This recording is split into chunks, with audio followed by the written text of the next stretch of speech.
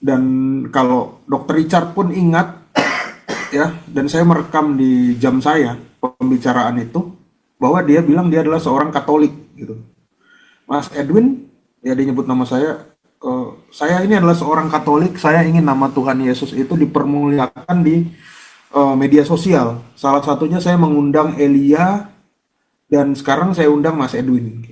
Jadi kalau dibilang memang dia 2 tahun yang lalu dia mualaf, artinya kita patut bersyukur apa yang disampaikan oleh dia sekarang. Bagi teman-teman yang mau percaya mau enggak, silakan kirim video ini ke Dr. Richard. Bahkan saya udah pernah komen ya. Komen bukan supaya dia balik lagi kepada iman Kristen, tapi supaya membuktikan bahwa itu memang puji Tuhannya orang Islam ya seperti itu. Biasa berdusta, ya, biasa berdusta seperti dikata di dalam hadis boleh berdusta dalam 3 hal. Ya, salah satunya ya puji Tuhannya. Saya rasa Desember tahun 2023 tuh belum 2 tahun, itu masih 1 tahun. Kalau sama bulan Maret ini ya, saya hitungnya itu masih 1 tahun 3 bulan, gitu. Dan ya itulah kenyataannya ya.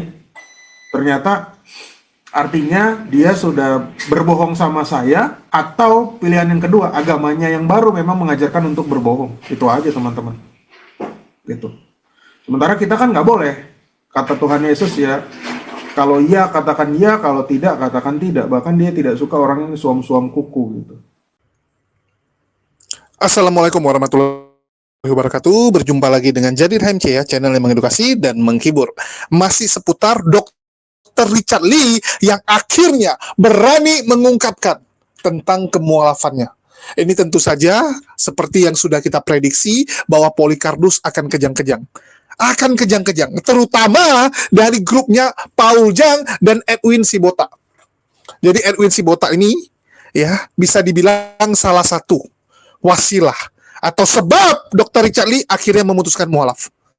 Ya kita tahu, Edwin diundang bersama Kodondi untuk menjelaskan dari sisi kekristenan.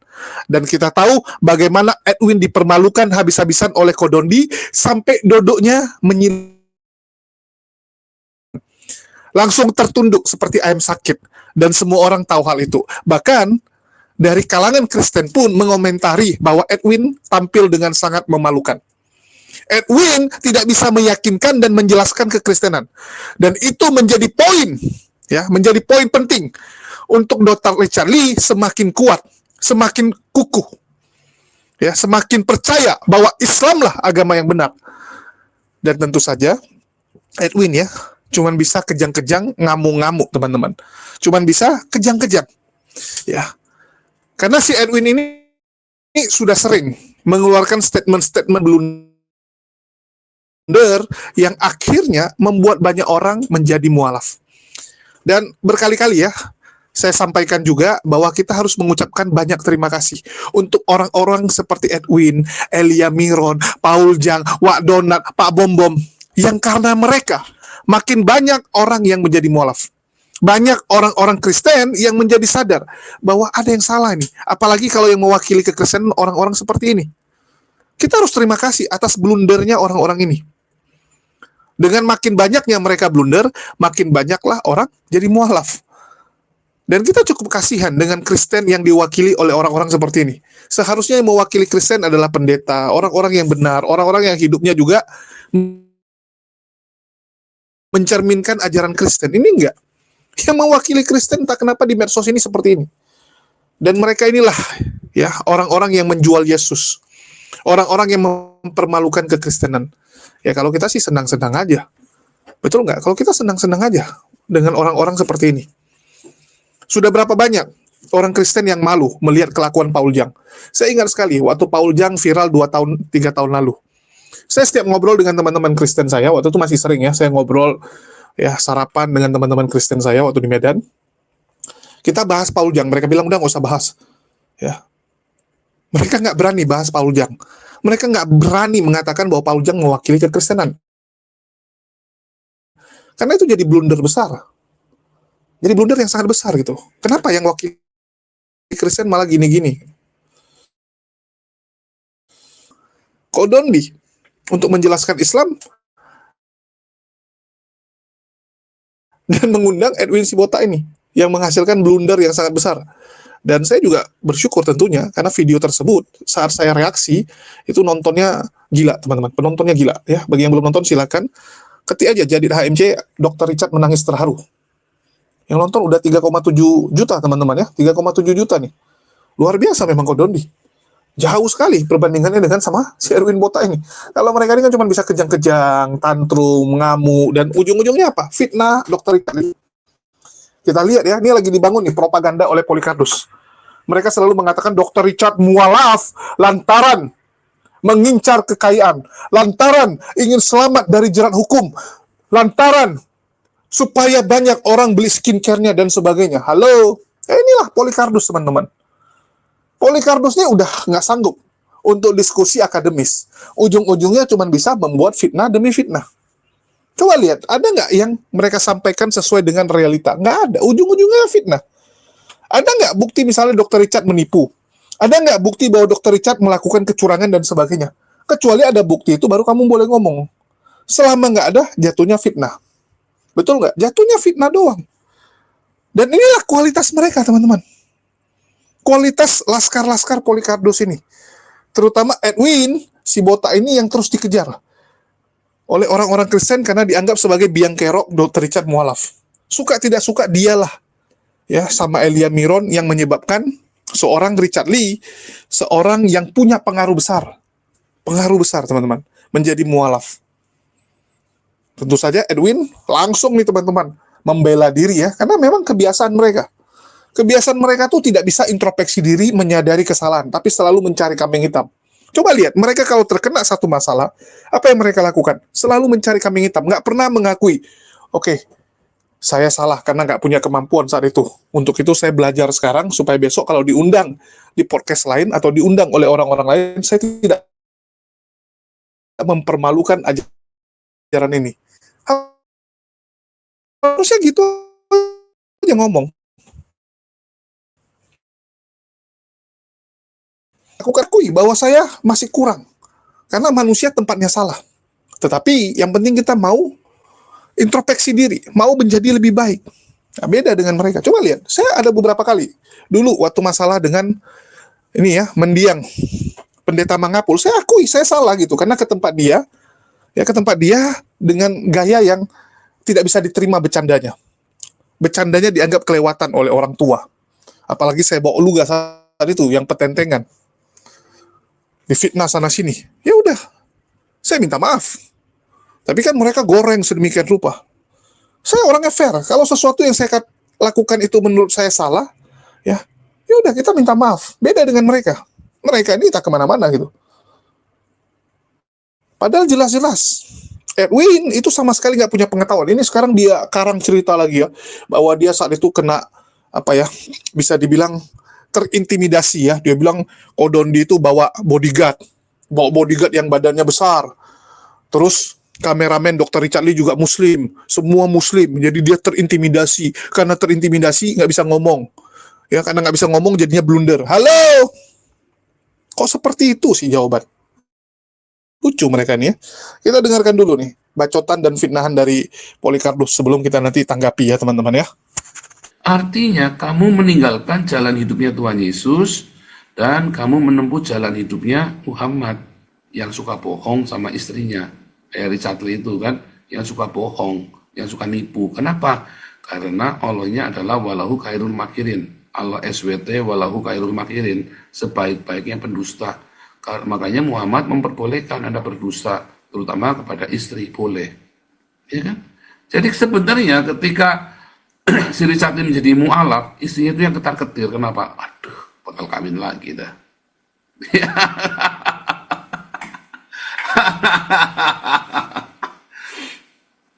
Ya, jadi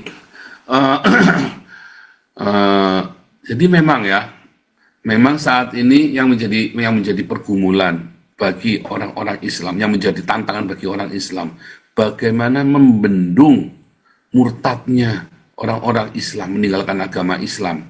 Makanya mereka perlu membayar para influencer dengan memberikan tekanan-tekanan hukum, tekanan-tekanan ekonomi, ya kan?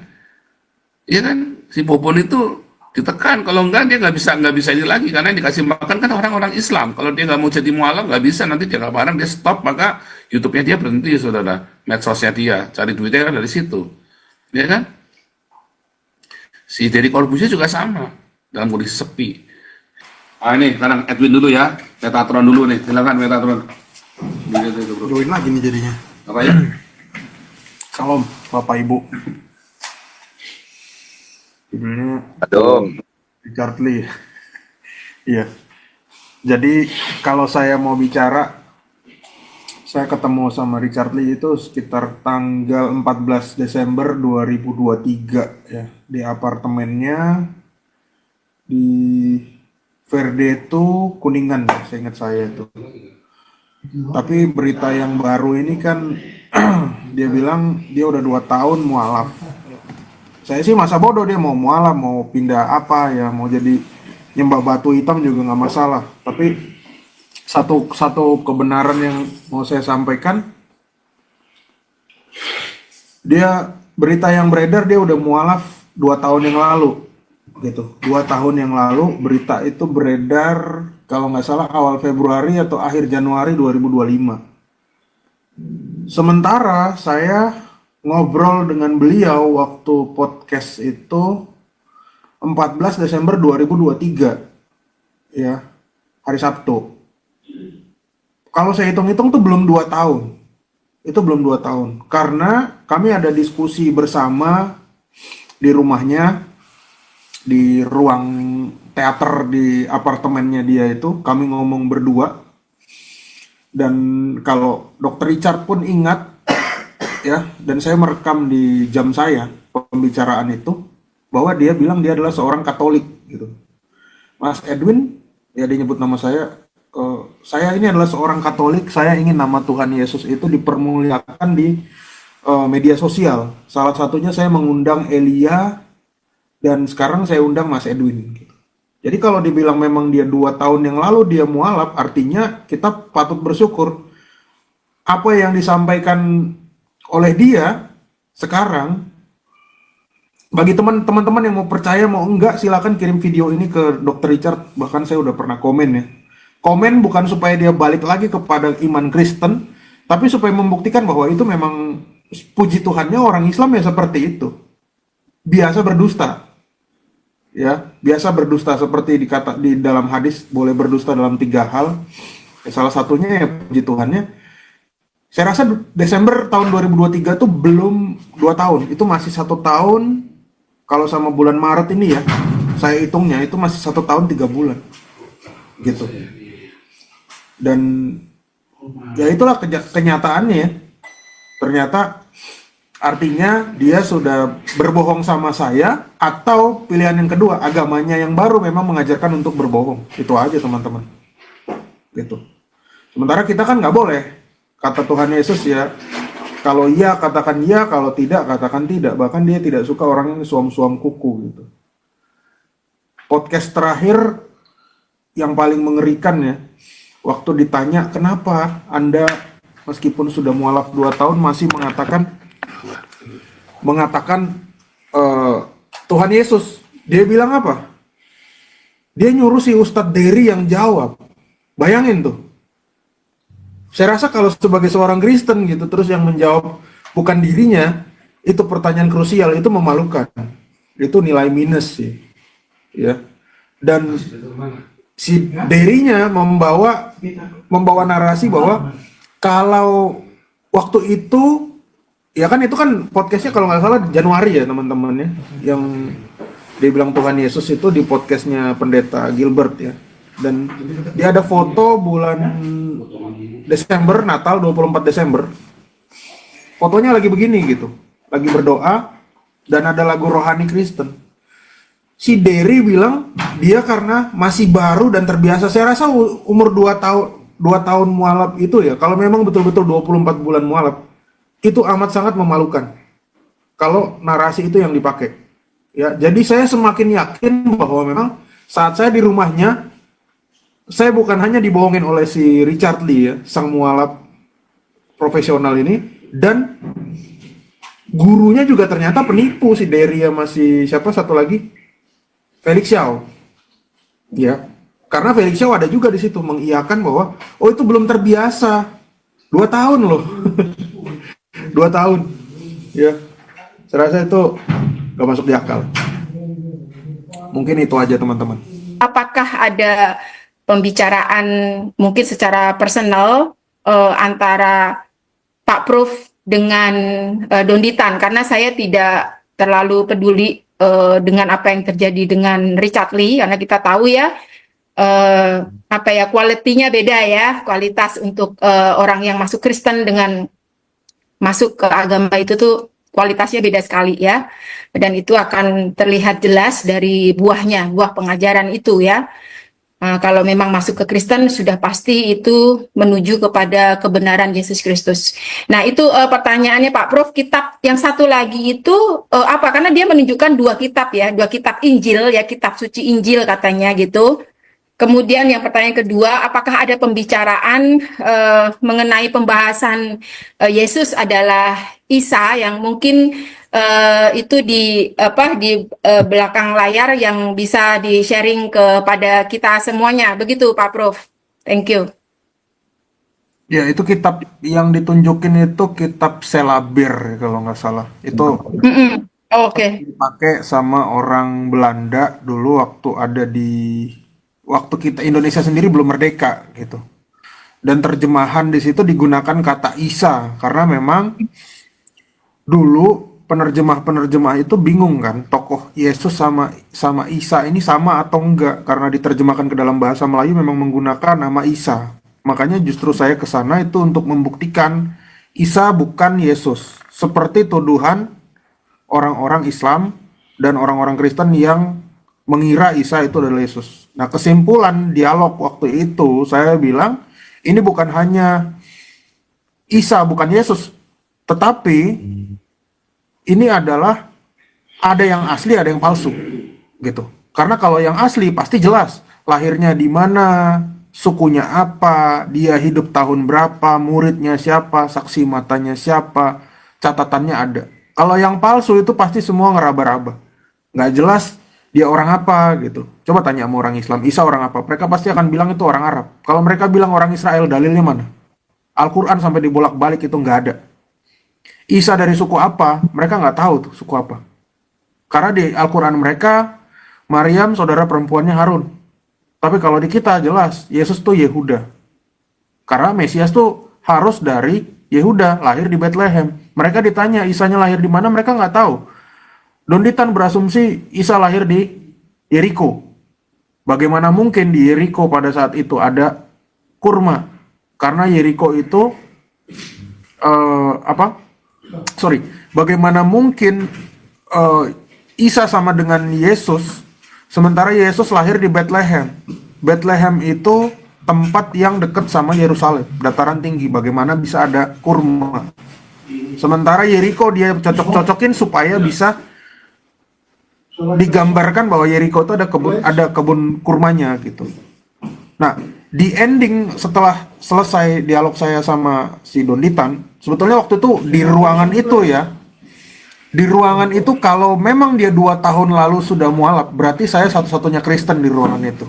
Karena di ruangan itu ada saya bawa 2 koper buku, satu pun saya tunjukin itu nggak dikasih kesempatan sama Donditan, nggak dikasih kesempatan sama Richard Lee, dan Donditan saat saya bukain bukunya dia tidak berani membaca bukunya, padahal bukunya itu Ibnu Katsir. Ya, di dalam itu ada berapa orang, teman-teman mungkin ngelihat cuma ada 3 ya, saya, Donditan, sama Richard Lee jadi host. Sebetulnya kameramennya Richard Lee itu Islam, 2 orang ya, orang Palembang, karena dia ngomong sama saya. Gitu. Ada pembantunya juga Muslim pakai jilbab. Dan si Donditan ini ditemani oleh para pengawal-pengawalnya yang badannya gede ya. Nggak segede Dery Sulaiman. Dery Sulaiman kan 2 pintu. Ya, ini memang 1 pintu cuman yang jumbo. Itu si Prince Mualaf sama satu lagi si Erik. Ya, Erik yang mau ribut sama si Luga, nonjok. Sama Pak Paul gedean mana, Prof? Oh, gedean mereka. Gitu. Jadi saya ngobrol ke arah ke sana. Ini kameramen Islam, terus 2 orang ini di sini di kiri.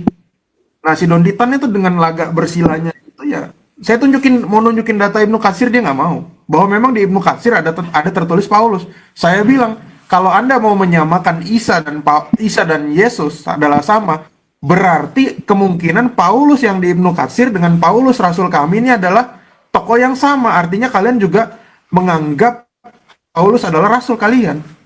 Nah, dia nggak berani. Tapi kesimpulannya yang digadang-gadang apa? Isa sama Yesus itu sama kan? Ya resikonya kalau dia mau menyamakan, rasulnya mesti sama dong. Karena Isa punya murid namanya Paulus di dalam catatan Ibnu Katsir, di dalam catatan jala lain, dan Yesus juga punya murid yang namanya juga Rasul Paulus di Kisah Para Rasul gitu. Itu sih. Ya memang kalau apa termasuk saya gitu memang belum pernah membaca untuk kitab suci Injil yang tahun 128 kalau nggak salah ya Prof. Tapi dalam pengajarannya Pastor Paul itu pernah memang dijelaskan. Nah itu ada dua. Yang satu lagi itu apakah kitab yang sama ya? Tahun 1928 Indonesia belum merdeka. Itu baru selesai Sumpah Pemuda. Jadi bagaimana mungkin ada LAI membuat kitab tahun 1928? Lembaga Alkitab Indonesia aja belum ada. Bagaimana mungkin? Pertanyaannya Bu Linda, kitab satu lagi. Bu Linda nanya apa? Iya, karena di video rekaman yang di YouTube itu dia menunjukkan LAI kan, gitu kan, dan Pak Prof sempat mengiyakan seperti itu kan, maksudnya ya gitu ya, ya saya nggak tahu mengiyakan karena Yesus. Ya, terjemahan lama. Video itu juga ada 48 menit dipotong ya. Narasi saya yang agak kejam dipotong sama Richard dan saya minta dokumen aslinya nggak dikirim, saya minta ke asistennya, nggak dikirim. Ya, saya ada bilang tentang Nabi yang menggauli anak kecil tuh nggak ditampilin. Terus Nabi Muhammad tidak pernah membuat mujizat itu juga nggak dimasukin. Terus Allah menghidupkan orang mati itu juga nggak ada, tidak dipost sama mereka. Jadi pembicaraan itu tidak hanya melulu kepada Yesus adalah Isa menurut klaim mereka ya? Ya saya buktikan kalau memang tokoh yang sama, kenapa jalan ceritanya beda, gitu. Kenapa jalan ceritanya beda dan maknanya apa, gitu. Salah satu tuduhan Dan memang mereka lemparin itu, Yesus itu membangkitkan manusia seizin Allah kata mereka. Sementara di Alkitab Yesus membangkitkan Lazarus dan siapa tuh anak kecil itu, cewek, itu tanpa izin. Bahkan kalau kita bilang itu sudah lancang sekali karena waktu Yesus dikatakan Lazarus sudah mati, Yesus masih bilang apa? Dia hanya tertidur. Dia nggak minta izin, dia udah memvonis. Nah, saya tantang ke mereka, di mana bukti Allah membangkitkan Allah kalian membangkitkan orang mati. Jangan bersembunyi di balik kisah Yesus yang menghidupkan orang mati. Mereka nggak bisa tunjukin dan di-cut videonya 48 menit. Lucu teman-teman, dia bilang bahwa dia masa bodoh. Richard Lee mau mualaf, mau apa, kan gitu. Tetapi ujung-ujungnya dia fitnah Dr. Richard. Dia bilang waktu ketemu dengan Dr. Richard bilang kalau dia Katolik, bahwa dia ingin memuliakan Yesus dengan cara seperti ini. Itulah dia undang sana sini gitu kan untuk menyebarkan Injil, artinya misionaris terselubung dan sebagainya. Yang lucunya tahu apa? Kalau memang saat itu dia sudah mualaf, artinya dia berdusta menurut si Edwin Bota ini. Ya, dia bilang tahun 2023 itu artinya dia tertipu. Dan dia malah ujungnya fitnah Islam. Nah, ini kurang ajarnya si Edwin Bota ini. Dia bilang, oh iyalah, di agama Islam kan memang diajarkan untuk berdusta. Halo?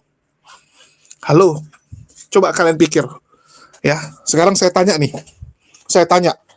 Ya, Dr. Richard Lee berdusta atau tidak itu urusan Dr. Richard Lee. Ya, berdusta atau tidak. Yang pasti sekarang kita balikkan nih keadaannya, Artinya, kalau memang seandainya Dr. Richard Lee saat itu sengaja mengundang yang muslim-muslim itu, tujuannya ingin menonjolkan kekristenan, ingin berdusta dengan menipu para narasumber yang muslim.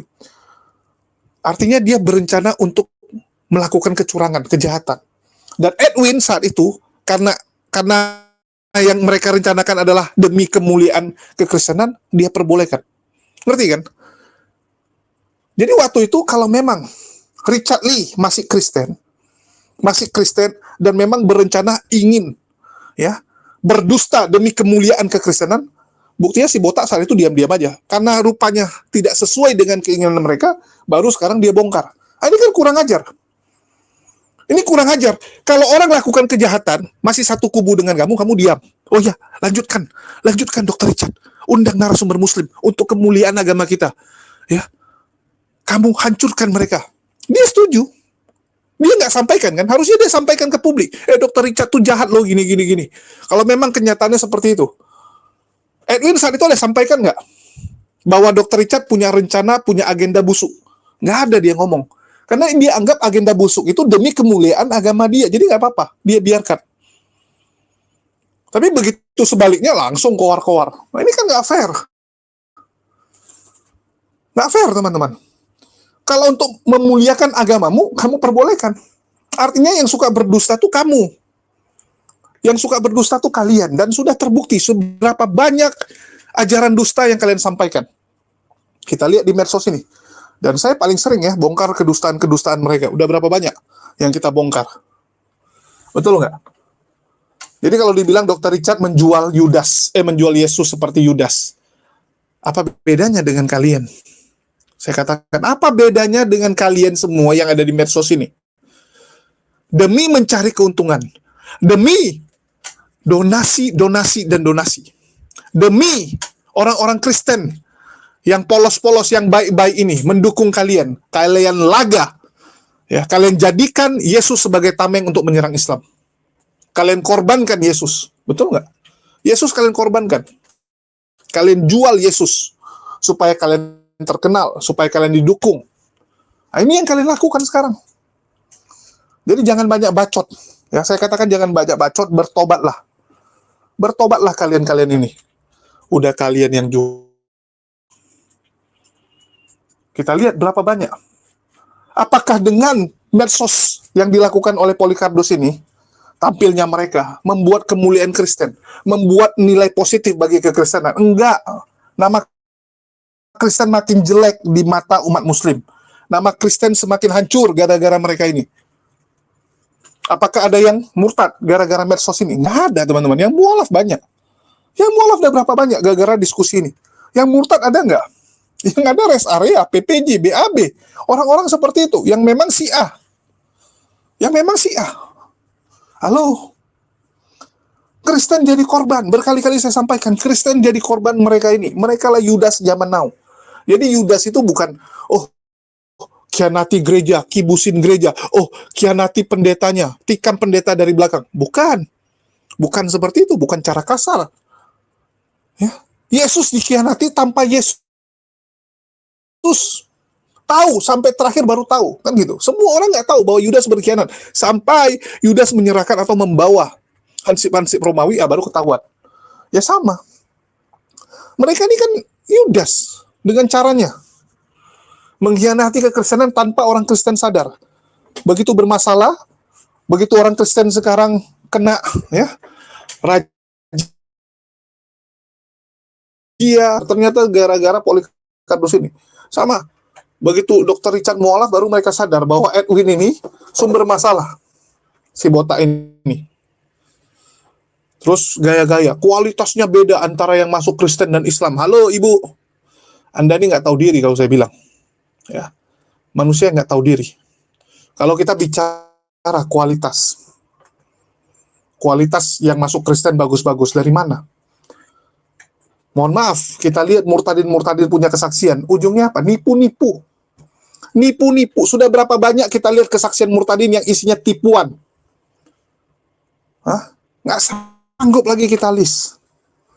Kita lihatlah yang terkenal Asmiranda. Begitu murtad, apa yang dia lakukan? Membuat cerita untuk menjelekkan Islam. Mengatakan dia mau dibunuh. Nah, ini kan jahat sekali. Bandingkan dengan yang mualaf. Kita lihat Pak Yusuf Hamka. Ya, bagaimana baiknya. Kita lihat Ya, artis-artis yang mualaf. Bagaimana damainya? Beda dengan kalian. Halo. Nah, terus dia fitnah lagi, Kodondi ya, mengatakan bahwa Kodondi ngomong Isa lahir di Yeriko. Kapan Kodondi ngomong itu? Ini kan kurang ajar dan jahat. Jahat sekali si botak ini. Dia bilang nggak ada kurma di Israel. Halo, ditemukan kok jejak kurma purba. Silakan teman-teman ketik di YouTube atau di Google. Kurma ditemukan di Israel. Kurma purba ditemukan di Israel. Bahkan Israel sekarang salah satu penghasil kurma terbaik. Ya sekarang kita tuh selalu dikatakan tuh, hati-hati kalau beli kurma, jangan sampai beli yang punya Israel. Betul nggak? Sekarang ini ya, bulan Ramadan nih, kita diingatkan, jangan sampai kita beli kurma yang punya Israel. Karena ya menguntungkan bagi Israelnya.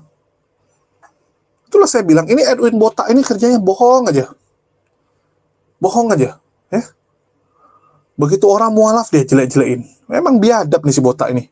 Biadab sekali si Botak ini. Terus membuat cerita seakan-akan bahwa saat itu dia terintimidasi karena Kodondi bawa 2 orang bodyguard yang badannya besar, 1,5 PK gitu kan, badannya ya nggak sebesar Ustadz Dery Sulaiman tapi hampir sebesar itu, lebih besar dari dia, lebih besar dari Paul Jang. Saya nggak pernah ketemu Paul Jang, tapi setahu saya Kang Erik tinggi, imbang sama saya. Kalau Bang Andre lebih pendek tapi memang badannya besar, ya. Dua-duanya oke lah kalau dibandingkan standar ya, dibandingkan orang standar memang lebih besar. Tetapi apa hubungannya? Apa hubungannya gitu? Dan mereka bukan bodyguard. Sejak kapan 2 orang ini jadi bodyguardnya Kodondi? Halo? Ya, sejak kapan jadi bodyguard? Saya baru tahu gitu. Yang pertama satu kameramen. Sedangkan Andre cuma ikut-ikutan saat itu. Ya, jadi supir ikut-ikutan. Kang Eri jelas kameramen, editor. Ya, dua-duanya bisa kamera nih. Jadi bodyguard pula, lucu juga. Terus memfitnah lagi. Kalau Kang Eri inilah yang ribut sama Luga. Ya, yang ribut sama Luga tuh Bang Dewa coy. Bang Dewa. Rambutnya gondrong. Ya jelas-jelas Dewa rambutnya gondrong, Kang Eri nggak gondrong. Ini gimana sih nggak bisa bedain orang gondrong sama nggak? Pantesan. Ya pantesan dia nggak bisa membedakan mana manusia Tuhan. Nggak bisa bedakan. Bedakan Bang Dewa yang jelas-jelas gondrong sama Kang Eri. Nggak bisa bedain. Begitu juga. Nggak bisa bedakan mana Tuhan, mana manusia. Nah, inilah kualitas mereka. Ini kualitas mereka. Kalau nggak fitnah, nggak bisa makan. Nah, terus membuat pembelaan ya. Nggak ada gunanya kamu jelaskan apa yang terjadi di sana, versi kamu. Nggak ada gunanya, karena orang udah lihat imbas hasil dari diskusi kamu. Itu yang orang mau tahu. Ini ibaratnya apa? Udah terjadi, terus sekarang bacot-bacot. Ada efek nggak bacotan dia? Nggak ada, teman-teman. Ini saya katakan ya, bacotan Edwin dan teman-temannya ini, apakah ada efek? Nggak ada efek. Nggak ada efeknya gitu. Kamu bilang Kodondi nggak mau dengar, ya.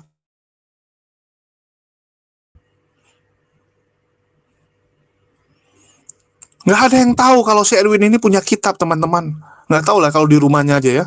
Tapi dia nggak punya image seperti itu. Jadi, gimana orang mau percaya, teman-teman? Kamu tuh kalau mau meyakinkan orang, ya minimal bawa bukti. Atau enggak kamu ngasih nampak, ini loh literasi saya punya kitab segini banyak. Ini nggak ada, tiba-tiba sok-sok bilang udah dia bawa kitab. Aduh, mau nipu siapa lah kamu? Bawa-bawa kitab Ibnu Katsir lagi, aduh, menceritakan tentang Nabi Isa, Paulus ya, si Paulus. Aduh, udahlah, hentikan tipuan-tipuan kalian. Nah, terus dia bilang masalah Lazarus ya. Lazarus membangkitkan tanpa izin Allah. Yesus langsung yang bangkitkan tanpa berdoa. Dari mana kamu tahu Yesus berdoa atau tidak? Udah hebat kali kamu. Setahu saya, Yesus itu selalu berdoa. Yesus selalu berdoa gitu kan. Dalam setiap hal-hal yang dia lakukan. Baik itu melakukan mukjizat maupun nggak melakukan mukjizat. Setiap tindakannya dia awali dengan berdoa. Itu Yesus yang kita kenal. Mungkin Yesus kamu ya Yesus yang lain gitu kan. Mungkin jin yang bernama Yesus yang dibilang oleh pendeta Erastus. Ada jin yang namanya Yesus mungkin yang disembah oleh kalian. Itu beda lagi. Tapi Yesus selalu berdoa untuk melakukan mukjizat dan kuasa-kuasanya. Karena atas izin Allah itu terjadi. Yang jadi masalah adalah dari mana kamu tahu dia nggak berdoa. Bisa jadi ya Yesus saat berdoa itu ya dia berdoa dalam hati. Jadi berdoa itu kan ada dua. Ada berdoa yang mungkin kita ucapkan dengan lantang, sehingga orang-orang di sekitar kita mendengar. Tapi ada beberapa yang berdoa tuh dalam hati. Betul nggak? Ada orang, kayak contoh nih, kita buka puasa bersama nih. Ya, ada orang berdoanya, ya udah, supaya orang lain terdengar. Ada orang ya udah dalam hati aja. Yesus berdoa dalam hati. Dari mana kamu bilang dia nggak berdoa? Ini kan kurang ajar. Aduh, udahlah, tobatlah kalian, tobat. Saya mohon ya, para Polycarpus dan laskar-laskar ini bisa bertobat. Karena makin kalian buat statement ini, malah makin memalukan bagi kekristenan. Kalian ini Yudas.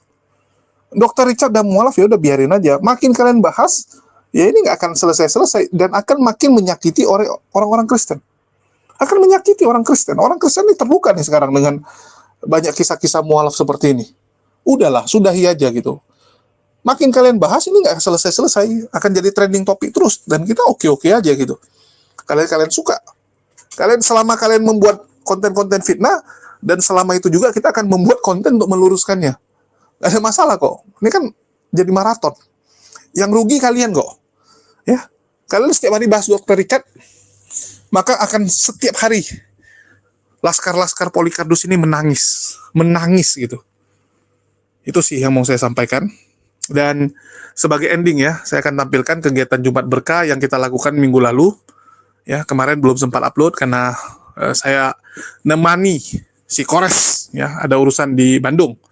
Jadi ini baru kita upload kegiatan Jumat kemarin dan nanti kita Jumat akan lakukan lagi. Ya, kita akan bagi-bagi dan ini videonya agak kurang bagus karena persiapannya waktu ke sana ya. Mohon maaf, terburu-buru. Jadi ada kesalahpahaman, Goldian pikir saya yang bawa tas itu, dan ya saya pikir ya Goldian yang bawa gitu. Memang terakhir saya ngecek isi tasnya itu, udah bawa kan, saya bilang sama Goldian, Gol ini ya. Yaudah terus saya ke bawah duluan.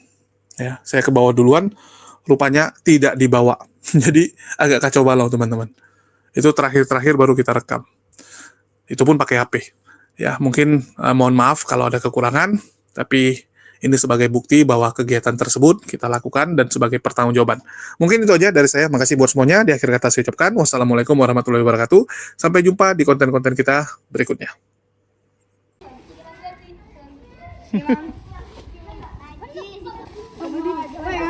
Sabar dulu. Cukup, oi. Puasa kagak tapi lo. Puasa, kan? Makasih Om. Oke, sama-sama.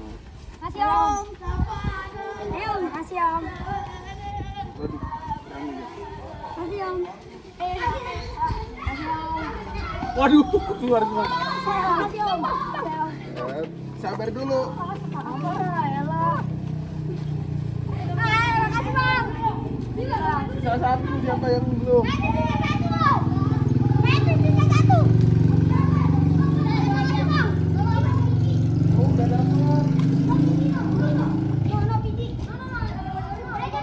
Dan Maksudnya ayat berapa? ya Kalau ayatnya, kalau nggak salah di ayat 14 Pak, yang berbunyi lain zakartum ya lajinakum wal ingkapatum ina kebelas lagi, itu di surat Al-Baqarah, perintah menjalankan puasa. gimana tuh artinya? Artinya kayak orang-orang yang beriman berpuasalah seperti kamu berpuasa sama seperti saya. Masih kurang tepat, Pak. Oke, ganti udah pada browsing soalnya Bapak Ibu. Oke, tadi saya menyampaikan bahwa Kiai Haji Ahmad Dahlan pernah mengajarkan murid-muridnya salah satu surah dan itu diajarkan lama sekali. Ada yang tahu surat? Ayo, masa nggak hafal surat pendek ini? Talatiu katibu bidin badalikal ladiyatul wil miskin Badalikal ladiyatul yadim wala yahudu ala wil miskin. terus Apa ya? Lupa lagi. lupa masih belum. Oke, Bapak silakan. Wah, teman-teman, surat Al-Maun masa nggak ada yang bisa? Bapak siapa namanya? Beni. Bapak Beni, dari Islam atau Kristen?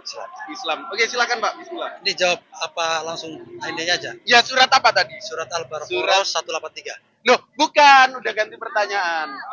Ya, Surat apa tadi? Ar-Ra'd tadi ya? Iya, surat apa itu? Al-Ma'un. Ya, Oke, surat Al-Ma'un. Ar-Ra'd alladzi yukadzibu bid-din fadzalika alladzi yad'ul yatim la tarawunnal jahim innal la tarawunnal jahim. Salah Pak, beda surat itu. Oke, ganti pertanyaan teman-teman. Masih belum, padahal gampang loh. Ara'aital ladzi yuhadzibu bid-din fadzalikal ladzi yatu'ul yatim wala yahuddu ala ta'amil miskin fawailul lil musallin alladzina hum an salatihim sahun alladzina hum yura'un wa yamna'unal ma'un. Oke, masih belum teman-teman.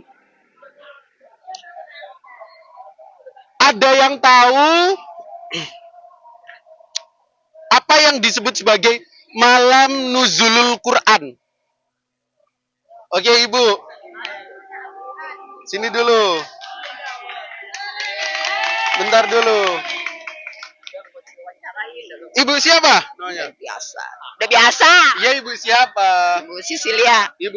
Ibu Sisilia, apa yang dimaksud malam nuzul Quran? Alam turunnya Al-Quran. Dan 17 kapan Ramadan. diturunkannya Al-Quran? 17 Ramadan. 17 Ramadan. Tepat Ibu Sisilia.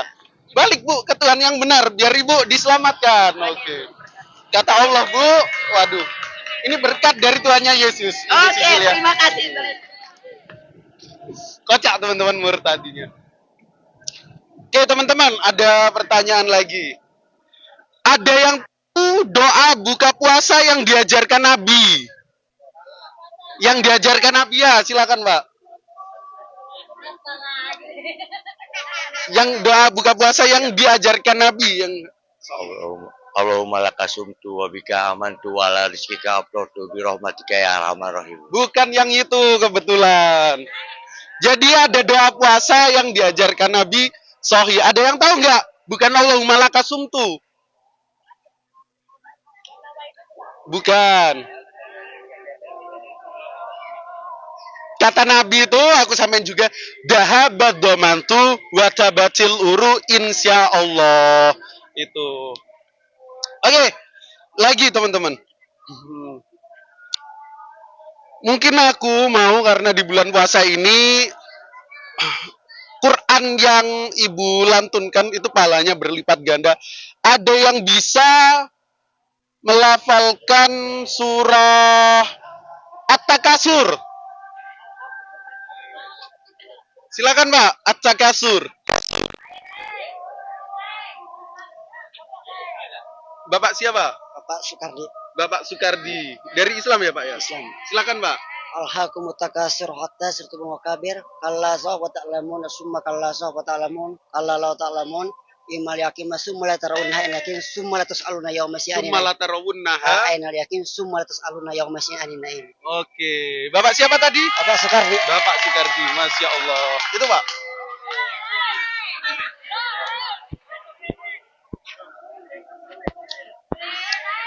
Oke, teman-teman, kita kayaknya 2 atau 1 pertanyaan lagi nanti disambung buka puasa. Habis itu kita lanjut.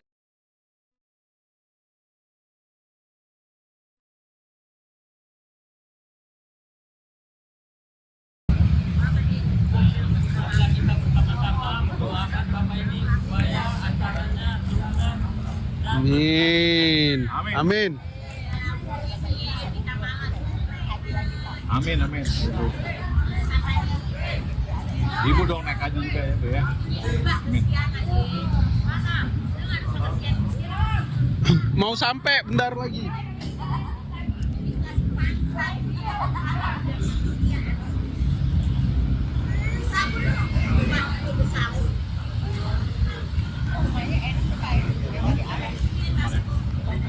Enak ya?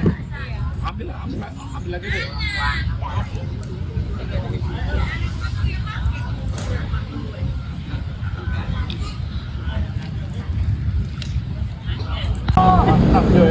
Iya. Kita lagi buka puasa teman-teman. Sama ibu-ibu di sini.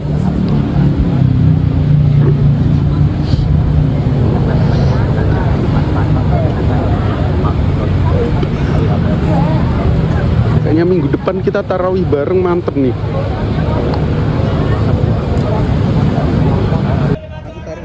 Bapak Ibu tolong bantu. Minumnya habis ya? Tadi dikeluarin berapa? 2 kotak itu.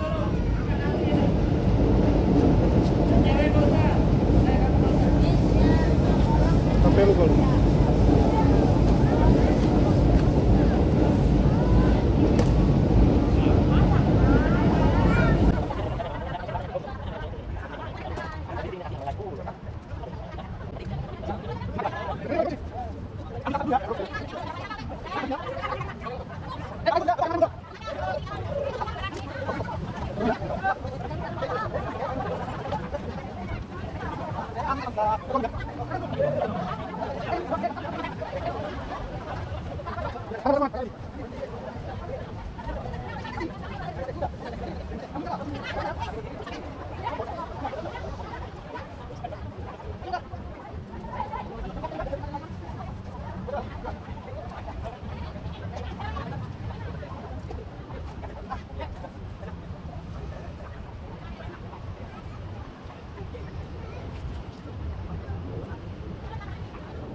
Nama 10 malaikat dalam Islam. Oke, Pak. Diam dulu. Bapak siapa? Bapak Dias. Malaikat dari pertama yang menyampaikan wahyu. Jibril. Jibril yang membagi rezeki siapa? Jibril, Mikail. Acak-acak aja. Oke, boleh deh. Jibril, Mikail terus. Israfil, Ridwan, Malik, Munkar, Nankir, Atid, Rokib, satu lagi. Israel udah. Israel. Tadi Israfil, oke.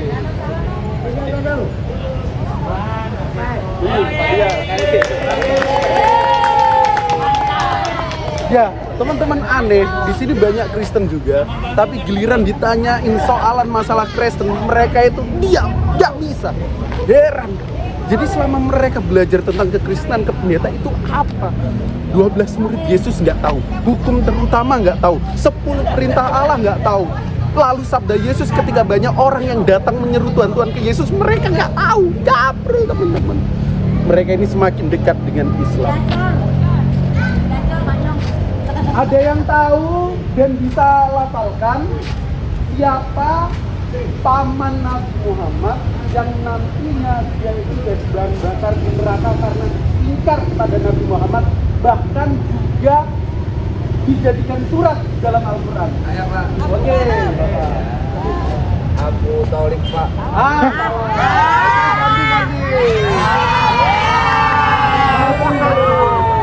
Abu Thalib itu paman yang paling melindungi Nabi, tapi beliau sampai wafat.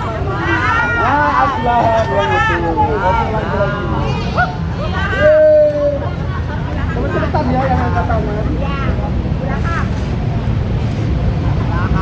Ada yang nggak tahu ini ayat kursi nggak? Ayo siapa? Nggak panjang. Saya apa? Wah.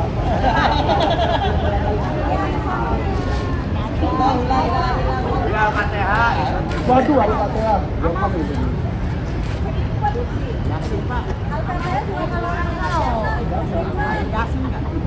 Oke, yang lain.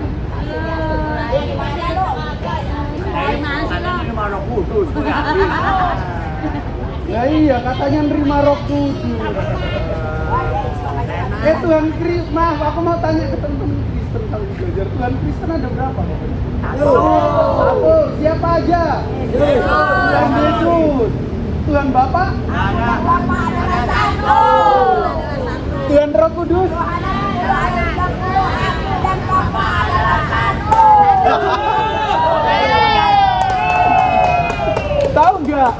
aku dan Bapak adalah satu, itu juga terjadi ke 12 murid Yesus. Bapak Ibu buka Yohanes 17, kalau nggak salah ayat 21-an, bahwa 12 murid Yesus dan Bapak itu adalah satu. Bentar, Bu Sicilia, Bapak itu nggak dianggap Tuhan.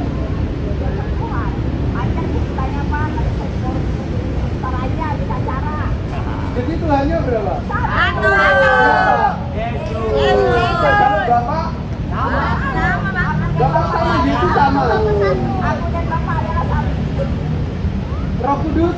Aku dan Bapak adalah satu. Dapat di Roma. Kalau Roh Kudus? Aku dan Bapak adalah satu.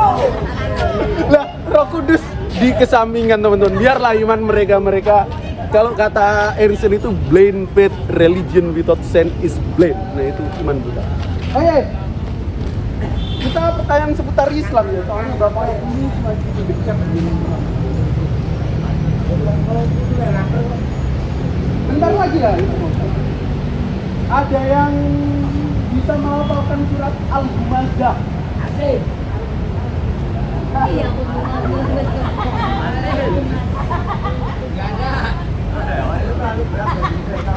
Ini surat pendek ini. Wailul likulli humazatin lumazah.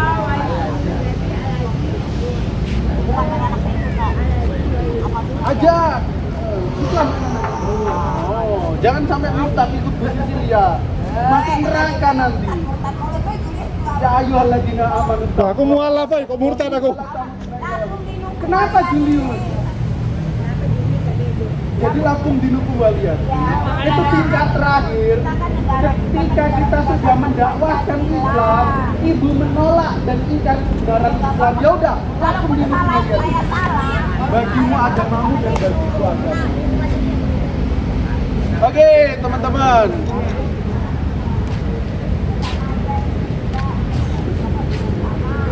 Ini agak belibet. Ada yang bisa lafalin surat Al-Kafirun.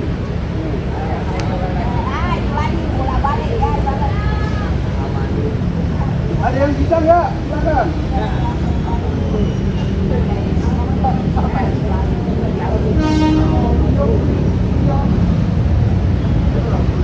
Ya teman-teman sambil menunggu. Loh, nggak ada yang bisa surat Al-Kafirun. Surat pendek itu. Yang coba yang Islam angkat tangan.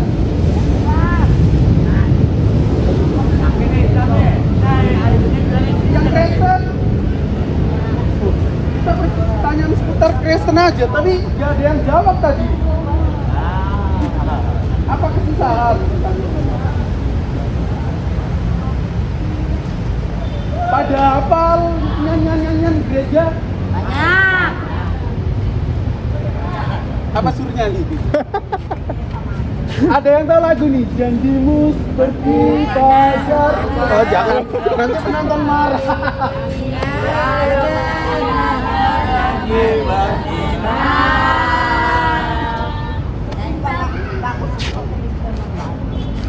Ayo. Itu kok. Oh jangan. Jadi ibadah yang berbeda. Ada yang bisa sebutin 10 perintah Allah? Ayo yang Kristen, ini pertanyaan Kristen.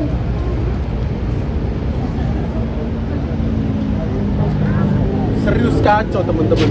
Ini Kristennya banyak, tapi giliran ditanya masalah Kristen mereka terdiam saudara.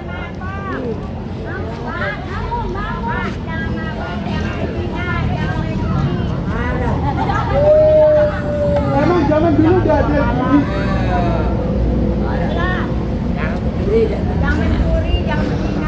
Oke, tanya lain.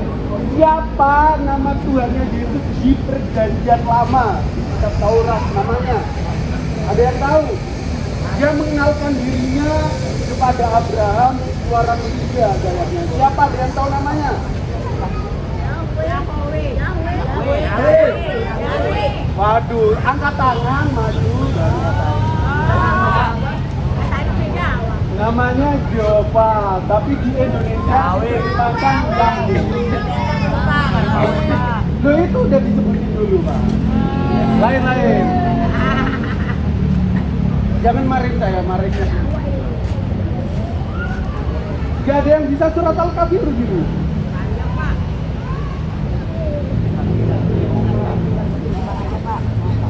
Apa? Oke.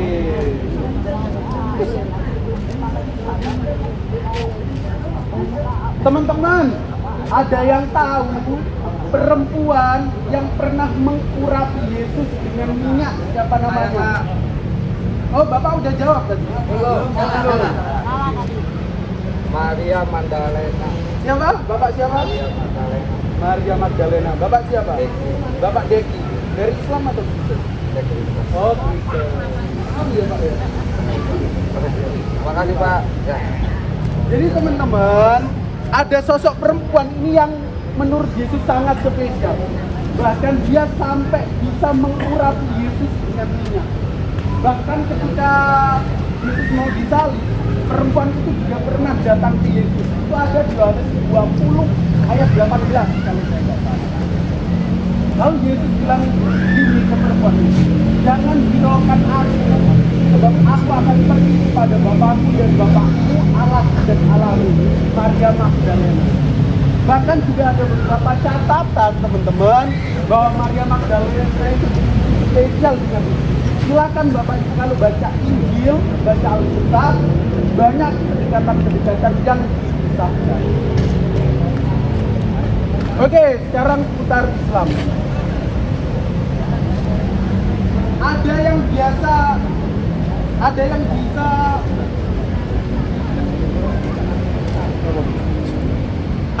bisa niat puasa yang diajarkan. Bapak udah kan tadi? Belum salah. Oh salah. Ayo ini dulu habis ini. Ya, niat puasa. Astagfirullah.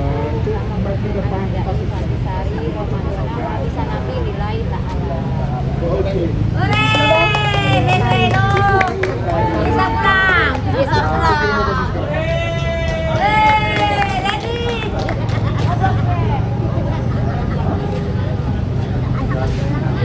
Oke. Mau lah.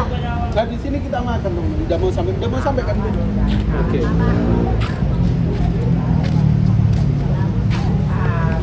Bapak Ibu.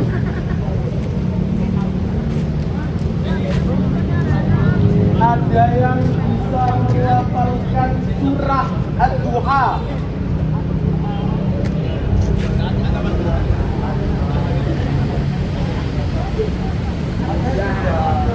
Masa nggak ada yang tahu nih surat pendek ini?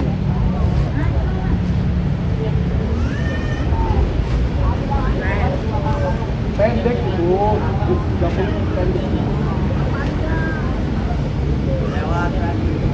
Oke, lewat lagi, kita ganti lagi.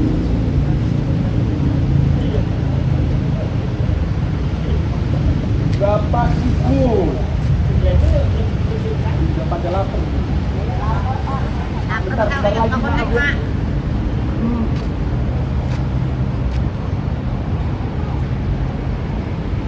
Jadi ini pertanyaan juga. Saat Yesus disalib, ada tertulis di dalam Injil apa kalimat yang disebutkan Yesus ketika Yesus sedang disalib?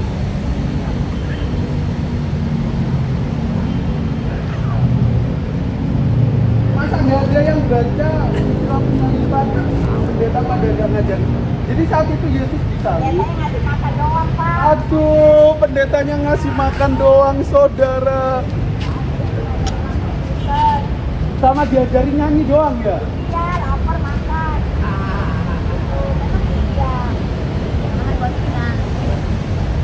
Kalau firman Tuhannya dari gereja masing-masing. Gak ada yang gereja ini Bapak Ibu.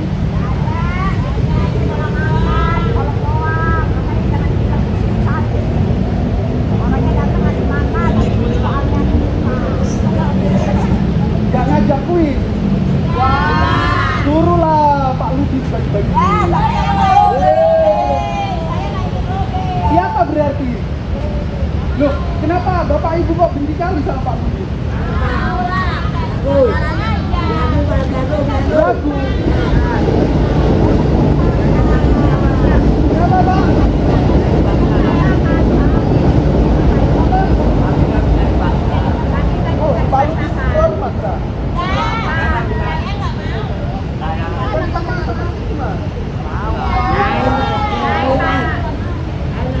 ada barisan pembenci Pak Lubis, teman-teman. Oh ya, bukan ini yang kira-kira. Hah? Alasannya?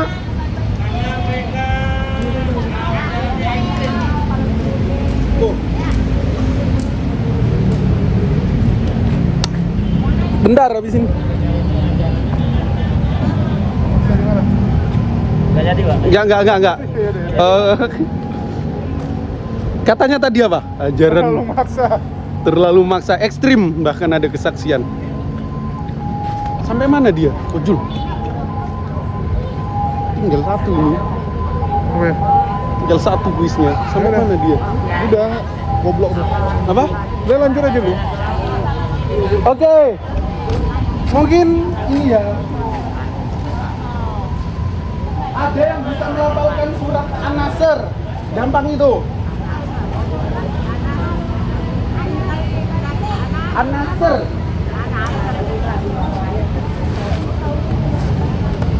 Idajah. Bisa nggak, Adik?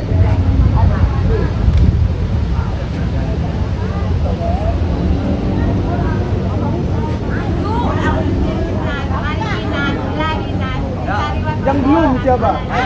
Oh, Bapak belum. Oke.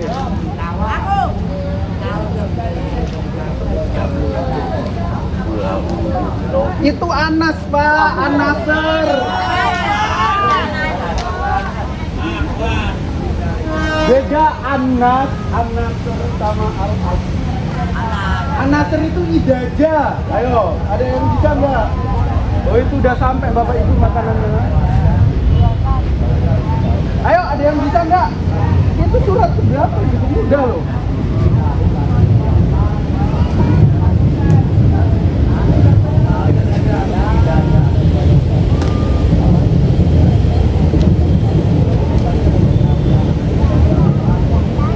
Bisa nanggul? Apa? Boleh ya? Pertanyaan terakhir kan? Iya. Oke, kalau nggak bisa ini terakhir. An-Nasr gini. Jaga Nasrullahi wal fath wa ra'aitan nasa yadkhuluna fi dinillahi afwaja fasabbih bihamdi rabbika wastaghfir innahu kana tawwaba. Loh, Ibu bisa, kenapa nggak maju? Ibu itu. Tadi aku mau ini bapak itu. Loh, kan nggak apa-apa. Nggak apa-apa, orang kan ditunggu. Loh, kan aku bilang ada yang bisa nggak angkat tangan maju kok alasan. Mana hadiahnya? Loh, oke, terakhir. Ada yang bisa surat Al-Falaq? Siapa? Yang belum. Ibu belum. Waduh, malah berantem ini. Siapa? Sweet. Siapa? Siapa ini? Silakan. Udah, tadi. Sini. Juli ya? Oh, Bu Susi. Anti pendeta Risul Lubis. Jangan yang benar. Jangan salah ituin loh, Iya, Pak. enggak. Bisa loh. Nanti dimasukin YouTube. Enggak, Pak. Nanti bisa perang loh. Oke, Bu Susi, bismillah. Tadi berapa? Al-Falaq.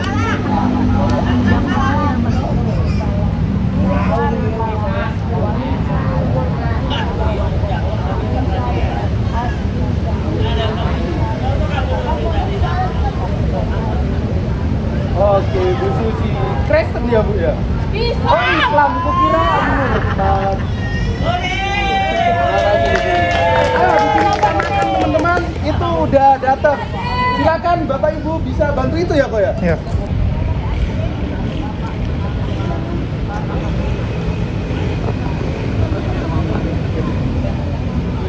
Bentar. Cek. Itu masuk matiin.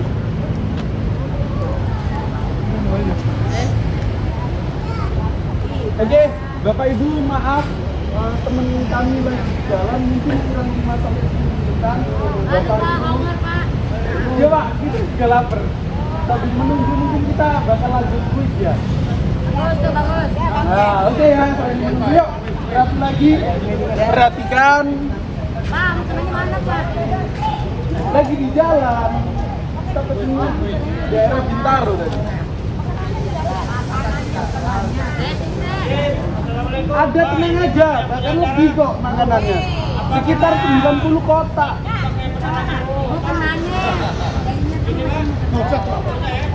Astagfirullahaladzim, kok juga kenal? Siska yang janjiin, bukan aku. Yang janji enggak ya? Komplain dia, Bajul. Enggak. Untuk mukenanya minggu depan, insya Allah. Kelupaan, aman ya.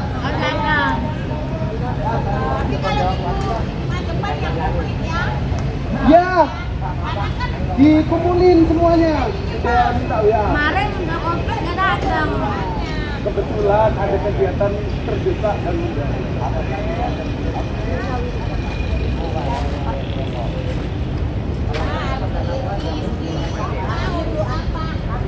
Angkat tuh.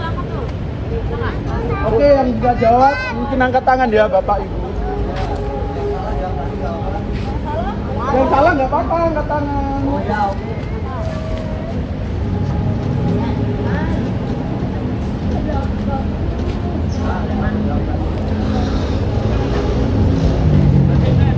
Kayaknya lampu disenterongin motornya nah.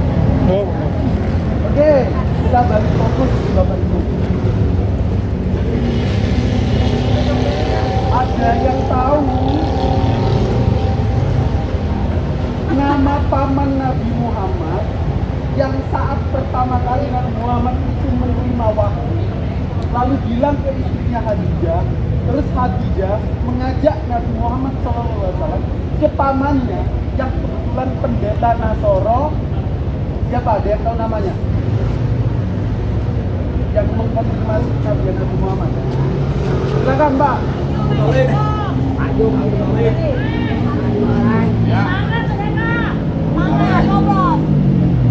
Siapa pendeta Nasrani yang kebetulan pamannya?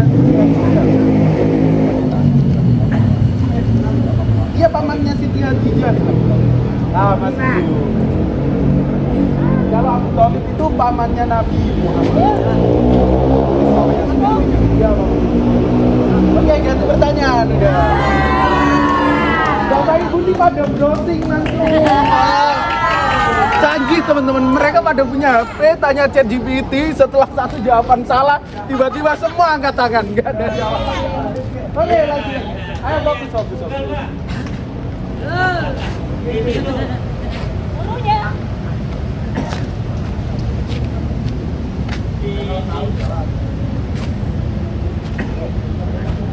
Oke, Bapak Ibu, Nabi Muhammad pernah bersabda, "Latuf tahan nalpun stontinya, falan mal amiru wa amirna, walan mal jain dan kanjai." Saat itu lagi terjadi perang Parit, bahkan perang Parit pun sudah dinarasikan di dalam Al-Quran. Dan waktu itu ada sahabatnya tanya ke Nabi. Dia berangan-angan ada dua kawasan besar, yakni Konstantinopel dan Romawi. Ada seorang sahabat tanya kepada Nabi, "Ya Rasulullah, manakah yang nanti akan takluk terlebih dahulu?" Nabi Muhammad menjawab, Konstantinopel yang akan takluk dahulu.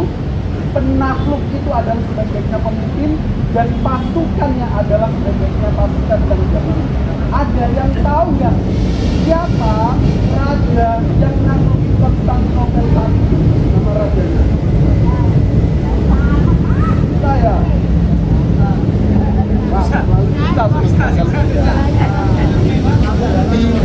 Senggolin Kristen ya?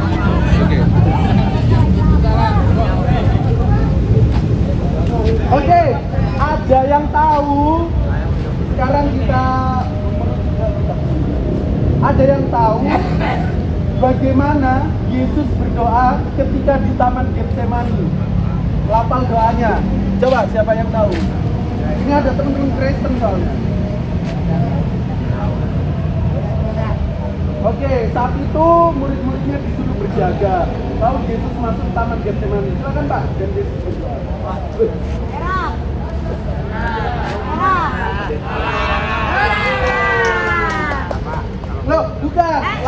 doanya. Ya, sini Pak. Siapa Pak? Pak Yuli. Bapak kalau boleh jauhkan tawan itu daripada Oke.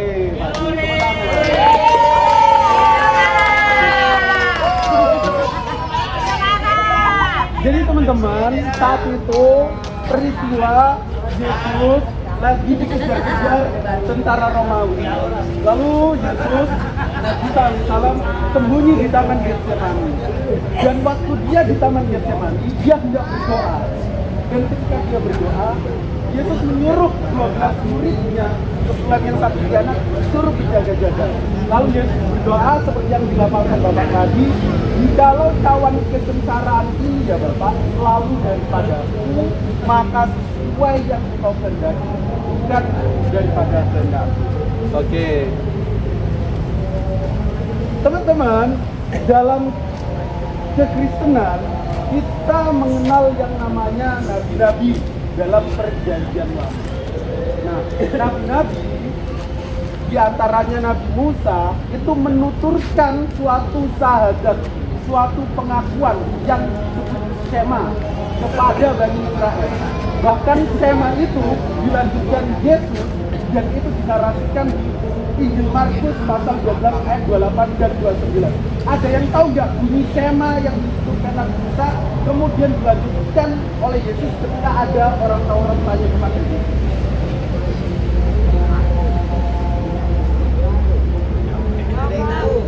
Gak ada yang tahu. Oke, gak ada. Jadi aku bantu jawab, semoga yang akan datang Bapak itu. Jadi ketika itu Nabi Musa mendapatkan perintah dari Allah untuk mengikrarkan Shema. Dalam kitab Ulangan 6 ayat 4 tercatat dalam bahasa Ibrani, Shema Israel, Adonai Eloheinu, Adonai Eloheinu. Dengarlah hai orang Israel, Tuhan Allah kita dan Tuhan kita. Lalu di dalam Injil Markus pasal 12 ayat 28 dan 29, saat itu ada ahli Taurat datang kepada Yesus dan bertanya, Guru, manakah hukum yang terutama? Yesus menjawab, dengarlah hai orang Israel, Allah Tuhan kita, Allah itu Esa. Itu yang diajarkan Nabi-Nabi sebelumnya dan juga diterapkan Nabi Muhammad. Oke, mungkin kita bakal sambung surat lagi. Ada yang bisa melafalkan surat Al-Filun dan tahu nggak ada peristiwa apa di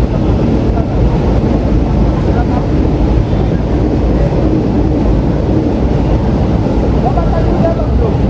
Oh belum? Oke. Masih on kan videonya loh? Oke, Bapak siapa? Bapak Rian. Oke, Bapak Rian, gimana surat Al-Filun?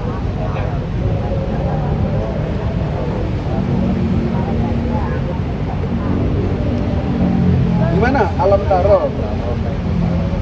Kasrabil.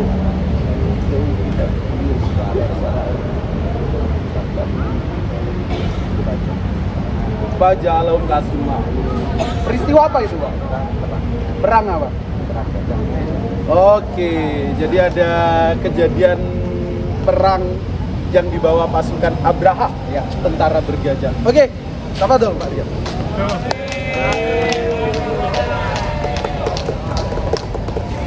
Gol, lu yang pegangnya gol.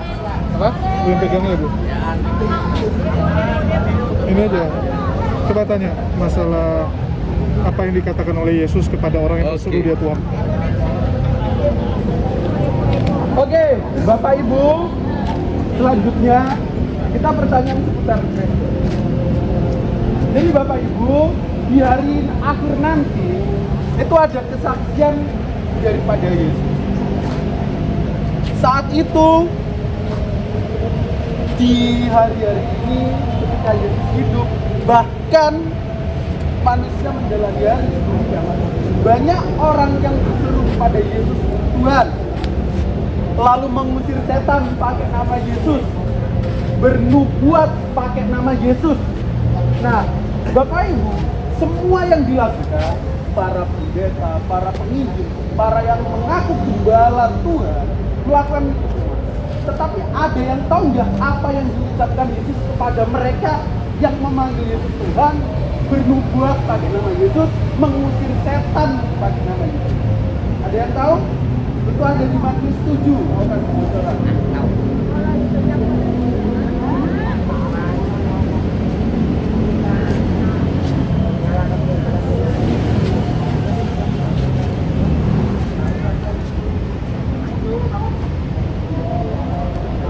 Ayo yang Kristen mana? Jadi di hari akhir nanti banyak yang datang kepada Yesus. Tuhan, bukankah aku telah memanggil namamu? Bukankah aku telah bernubuat demi namamu? Bukankah aku telah mengusir setan dengan namamu? Bukankah aku telah menyembuhkan penyakit pakai namamu? Lalu Yesus bilang apa?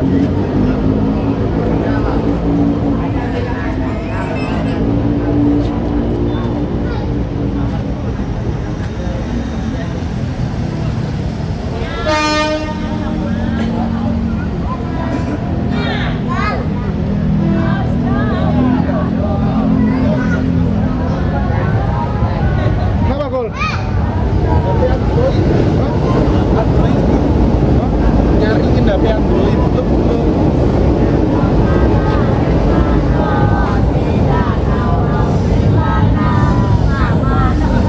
nggak ada yang tahu ya ibu-ibu, bapak-bapak. Jadi di hari akhir nanti ada banyak rombongan jemaat manusia itu datang ke Yesus. Dalam Matius 7 ayat 19 sampai 21 dijelaskan, Tuhan, bukankah aku telah berbuat demi namamu? Bukankah aku telah mengusir setan demi namamu? Bukankah aku telah menyembuhkan orang sakit demi namamu? Lalu kata Yesus kepadanya, bukan setiap orang yang berseru kepadamu, Tuhan, Tuhan, Tuhan, yang akan masuk kerajaan Allah. Entah mereka telah berbuat pada namaku, mengusir setan pada namaku. Bukan itu, tetapi yang masuk kerajaan Allah yang melakukan kehendak Bapa. Kira-kira itu. Oke, kita ganti pertanyaan teman-teman. Ibu bapak ini kalau ditanya persoalan Kristen bisa jawab. Ya, yang Islam tahu. Padahal yang Islam juga yang jawab Kristen aneh. Kita ditanya pertanyaan Kristen, dia juga bengong. Mana? Gak apa-apa. Nyalah kau sebab kau membuat kejahatan itu katanya. Oke, ada yang bisa sebutin 12 murid Yesus. Ayo, yang Kristen ayo. Masa nggak pernah ke gereja? Biasanya dinyanyiin loh.